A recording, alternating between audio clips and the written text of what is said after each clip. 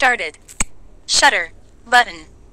Double tap to activate. Ayan. So, good afternoon mga tropa ko, no? So, ngayon, wala muna tayong vlog ngayon is about topic. So, ang gagawin naman natin ngayon, ibabahagi ko lang naman sa inyo itong naibigay sa akin ng aking auntie na electric fan. Simulan na natin. So, ito mga tropa ko, no? Jisoo Life Mini. Para siyang mini electric fan. So, ngayon, nandito sa harap ko. Ito yung electric fan na madaling hanapin sa lahat ng online store. So, ito bigay lang sa akin ng auntie ko to para may magamit ako sa school, no? Ang pagbukas nito, slide mong ganyan, ipindutin mo madiin. Gusto mo malakas,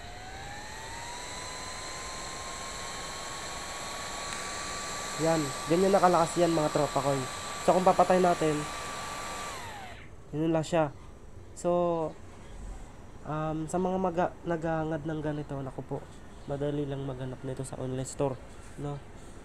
Ako, ano lang to, matagal ko nang hinihiling to since December 2024. Naghahangad ako. Sabi ko, ano kaya mas magandang electric fan, no? So, ito yung pinakamatagal kong hinangad, no?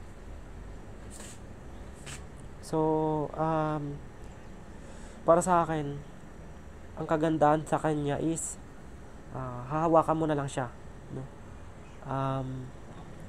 So, kasi sa tagal kong naghahanap-hanap ng mga electric fan na ganito, ito lang yung ko, nakahawak na ako nito ngayon lang. So, mga tropa ko, kung gusto nyo pa ng review ko about electric fan, about another gadget, so comment down below kung ano pa yung mga gusto nyong review ko. So, itong electric fan na to is disclaimer lang po, sa mga may ganitong electric fan, sa mga may mga ganitong electric fan na po, wag nyo na pong panoorin itong video. Sa mga wala naman po electric fan na ganito, panoorin nyo lang po itong video. Sana